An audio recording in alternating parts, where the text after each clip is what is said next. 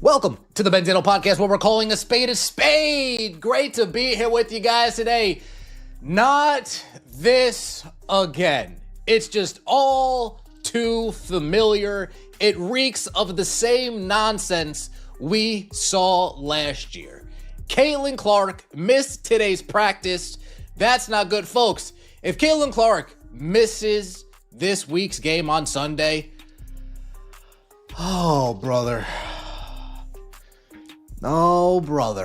Let's get right into it, shall we? Like the video, hype the video, let me know your thoughts in the comment section below, and subscribe to the channel. That would mean so much. The star is gone. The gym is silent, and the Indiana Fever are officially in a state of total chaos. Stephanie White just looked the cameras in the eye and admitted she has absolutely no update on the face of the franchise, and the reaction was pure panic. Caitlin Clark missed practice today, and the excuses are already starting to pile up in a way that feels dangerously familiar to the fans who have been here before. We are talking about the most important player in the league being sidelined, while her coach seemingly shrugs her shoulders at the disaster unfolding right in front of her. This isn't just a rest day, it's a full-blown emergency that could derail the entire season before it even gets off the ground. Head coach Stephanie White says, do we remember individual work? Remember that last year? You know, Caitlin Clark, she's coming along good. She still hasn't practiced 5-on-5 yet. She still hasn't gotten physical yet. She still hasn't, taken contact. We're doing the no contact drills. So hopefully she's going to be ready for contact, and then we'll start ramping her up. Do you guys remember that?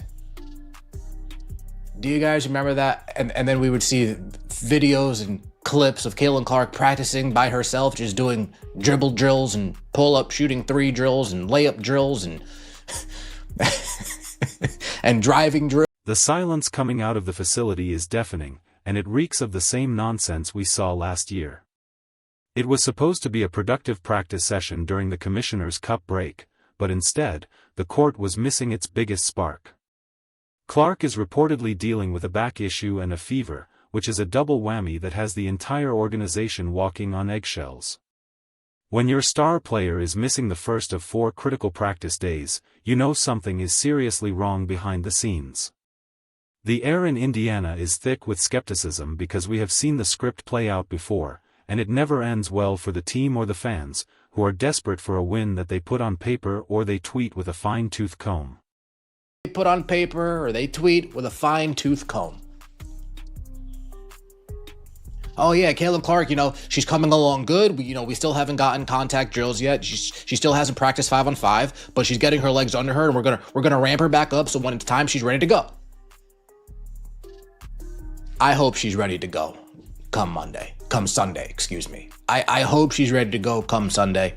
Because if Caitlin Clark's not playing for the Indiana Fever, I mean, are we really gonna do this again, that what we did last year?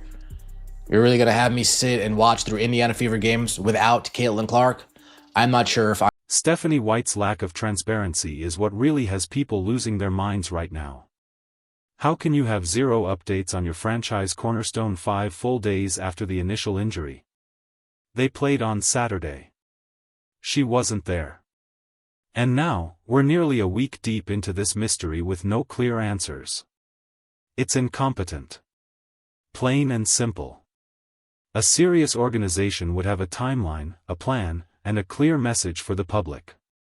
Instead, we're getting vague statements about individual work and ramping her back up. It feels like a cover-up for a situation that is much more dire than they are willing to admit to the media or the terrified fan base. They don't work on any individual work. They don't work on any post work. They don't work on any dribble work, ISO work, defensive work. This is actually what they do in practice. Seriously, this is what it looks like. They just catch and shoot threes, all of them. They just fucking jack threes all game, all practice, and that's exactly what the plays look like. Fever head coach Stephanie White spoke today as the team gets extended time off, so if you're cutting him out sick, no updates on Clark, but she's doing individual work today, not at practice. No updates. You have no updates on your star player 3 days after she got injured. Even more, because they played on Saturday and she wasn't there. So what would be like 4 or 5 days after Caitlin Clark got... So, what's what we like, 4, 5 days after Caitlin Clark got injured? Do you remember the individual work trap from last season? It's the ultimate red flag in professional sports. White is out here telling us that Clark is doing solo drills, dribbling, and shooting by herself, but she still hasn't touched 5-on-5 practice. She hasn't taken any contact. She hasn't gotten physical. In the WNBA, if you can't handle contact, you cannot step on that floor. Watching clips of her practicing in an empty gym while the rest of the team struggles to find their rhythm is heartbreaking. It's a loop of the same old mistakes, and it's making everyone wonder if the coaching staff actually has a handle on her recovery at all. 3 days after she got injured. Even more, because they played on Saturday and she wasn't there. So what would be like 4 or 5 days after Caitlin Clark got injured? 5 days past injury and we don't have an update on Caitlin Clark? Yeah. This is malpractice. The Indiana Fever is just not a serious organization. Get out of it having this much practice time. Yeah, I mean, we haven't had a lot of practice time since early June, so I think for us, addressing slippage, being able to really work, fine-tuning some details, and being able to add some things. Slippage specifically, what do you view as those areas? Well, there's always slippage. I mean, certainly. The skepticism is reaching a fever pitch because we are looking at everything through a magnifying glass. When you go over their statements with a fine-tooth comb, nothing adds up. They say she's coming along good, but then they admit she hasn't even started the ramp-up process. It's a contradictory mess that suggests the team is flying blind. If Clark isn't ready to go by Sunday, the Indiana Fever are heading toward a catastrophe. Are we really expected to sit through more games where the offense looks stagnant and the star power is sitting on the bench in street clothes? Nobody is willing to do that again after what we've endured. Folks, if you've ever been in charge of anything, your family, a group project, at work, supervisor, manager, a district manager, regional manager, whatever the case may be, floor supervisor, whatever the case may be. LP, you need to set expectations for your team. You need to set expectation for your crew so they know what the top expects from you. So they know what they need to work towards. So they know what they need to be after. If you're not setting expectations while the star is sidelined, the rest of the team looks like they are just going through the motions. Reports from practice show players like Aaliyah Boston and others just jacking up three-pointers without any real intensity. There's no post work, no defensive drills, and no isolation practice happening. It looks like a glorified shoot-around rather than a professional team preparing for a comeback. This is exactly what happens when there is a leadership vacuum at the top. When the coach doesn't provide a clear direction, the players start jacking shots and losing their competitive edge. And that is exactly what we are seeing in Indiana right now. Having an opportunity for a week to be able to get back to addressing some of those things and then seeing how much further we can push is important. Do you have any updates on Caitlin and her status, or do you expect her to practice today? No, she's going to be doing an individual workout today. No updates on her star player doing an individual work. She's not ready for contact yet. We're going to start getting her contact. We're going to start easing her back in there. We're going to start getting her legs under her. You know, it's different between workout shape and game shape. We heard all this bullshit last year. I think the break comes at a good time. Just on that note, I mean, I feel like the week off at any point in the season is good. Yeah. Just specifically now. Yeah, I mean, of course, we'd love to be playing in the Commissioner's Cup. You know, there's no question about that. But I think the opportunity that we have now to... Stephanie White's recent comments about slippage in the coaching staff were a total bombshell. She basically admitted that they haven't had enough practice time to fix the glaring errors that have been haunting them since early June. But whose fault is that? The coaching staff is paid to pay attention to the details. Yet, she's talking about missing reps and losing focus.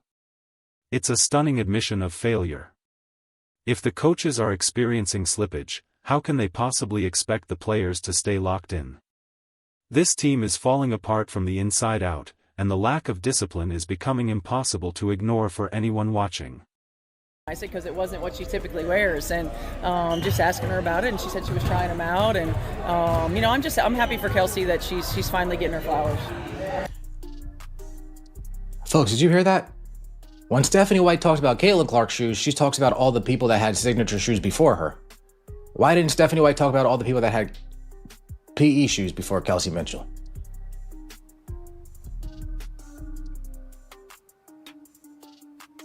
It's not a conspiracy. It's not a conspiracy. Stephanie White, she's jealous of Caitlin Clark, and she wants to do the hanky-panky with Kelsey Mitchell. I mean, it is what it is. Caitlin Clark. But the most shocking part of White's presser was when she discussed expectations. She actually claimed there wasn't a clear-cut expectation for where the team should be on the defensive learning curve. That is absolutely wild. If you are in charge of a group of professionals, you have to set a standard. You have to tell them exactly what the top expects from them, so they know what to work toward. By failing to set those expectations, White is failing her entire crew.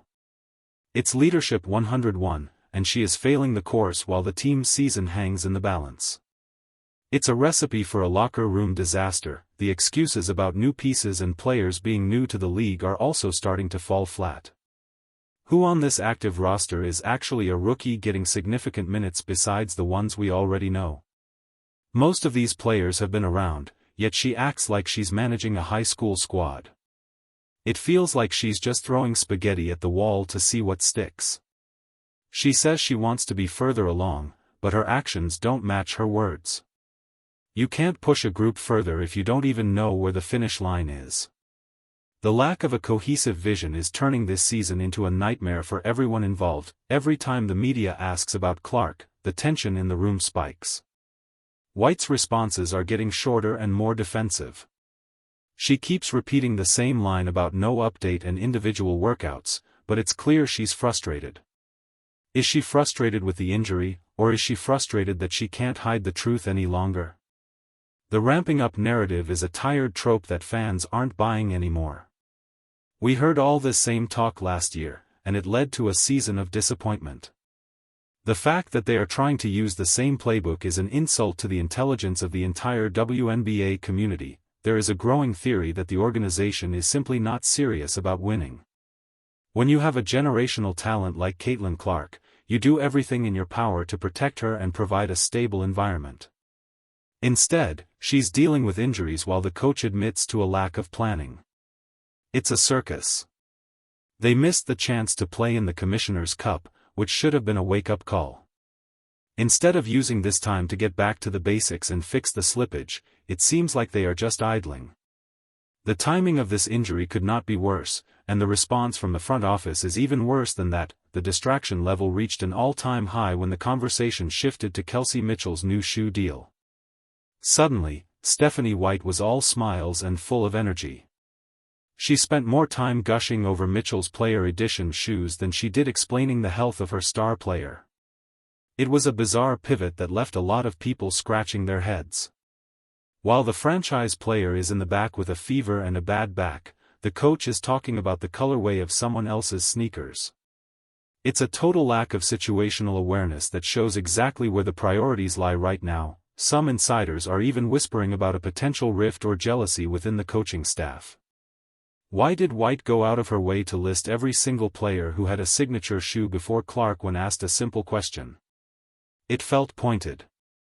It felt like she was trying to dim Clark's star power while elevating others.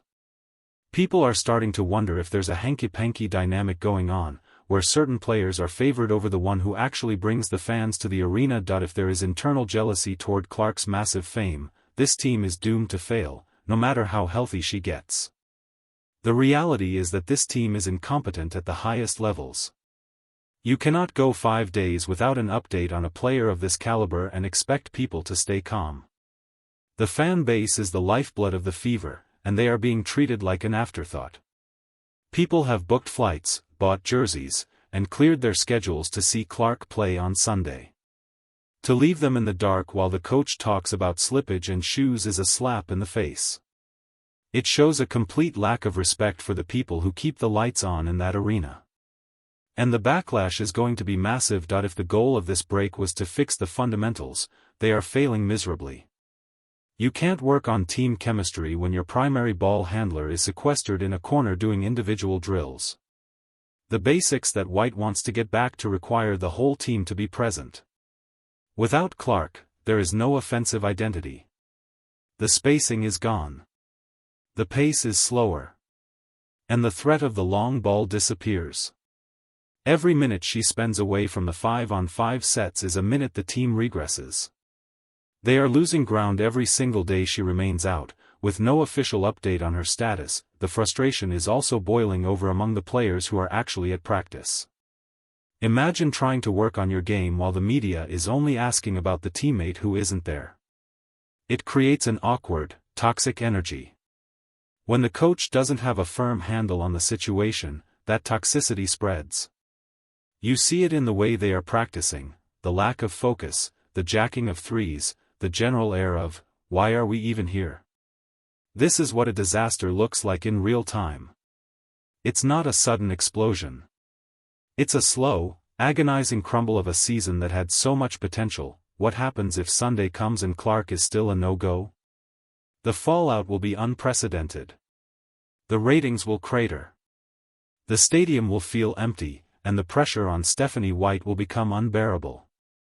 She is already on thin ice with her comments about the lack of expectations.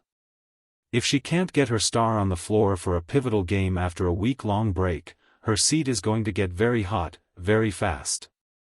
You can only blame slippage for so long before people realize the problem isn't the players, it's the person holding the clipboard and failing to lead. The back fever explanation also feels incredibly fishy to anyone who follows the league closely. It's such a vague combination of symptoms that it sounds like a placeholder for something more serious. Is it a structural issue? Is it a long-term fatigue problem? The lack of detail only fuels the conspiracy theories. When you don't provide the truth, people make up their own. And right now, the rumors are flying that the injury is much worse than a simple strain. The team's refusal to provide a medical report is only making the disaster feel more permanent and more damaging. That we are seeing a total breakdown in communication between the coaching staff, the medical team, and the front office. A serious organization has everyone on the same page, delivering a consistent message. In Indiana, it's every person for themselves. White is talking about shoes. The PR team is silent, and the players are jacking shots in an empty-feeling gym. This is how you lose a locker room and a fan base at the same time. The mismanagement of Clark's injury is a case study in how not to handle a superstar, and the consequences are going to be felt for the rest of the year. The clock is ticking, and the excuses are running out. We are only a few days away from the next big test, and the Fever are currently failing the prep work. The individual work charade needs to end. Either she's healthy enough to practice with the team, or she's not. There is no middle ground in professional basketball. If she's not taking contact by tomorrow, she's not playing Sunday. It's that simple. But White won't say that because she's too busy managing the slippage and admiring new footwear. The level of incompetence is honestly staggering at this point in the season. Fans are tired of being lied to and tired of the PR spin. We want to see the best players on the court, and we want to see a coach who actually has a plan for success. Stephanie White's recent behavior suggests she has neither. She seems more interested in gushing over veterans than protecting her rookie future. It's a bizarre dynamic that is going to blow up in their faces if they don't get it under control immediately. The disaster isn't just the injury. It's the way the entire organization is crumbling under the pressure of the spotlight that Clark brought with her. Every practice session that goes by without Clark in the lineup is another nail in the coffin for this stretch of the season. You can't build a winning culture on "maybe next time" and "no updates." You build it on accountability, transparency, and high expectations, three things that are currently missing from the Indiana Fever facility. The slippage isn't just on the court. It's in the very foundation of the team's leadership. If they don't fix this by Sunday, the disaster will be official, and the questions about Stephanie White's future will become a roar that no amount of shoe talk can drown out. Ultimately, the Indiana Fever are at a crossroads that will define the next several years of the franchise. They have the talent, but they clearly lack the structure to support it during a crisis. Caitlin Clark's injury has exposed the cracks in the walls, and Stephanie White's response has only made those cracks wider. Whether it's jealousy, incompetence, or just a total lack of vision, the result is the same: a team in disaster mode. We'll be watching Sunday to see if they can pull it together. But after what we've seen this week, nobody should be holding their breath for a miracle.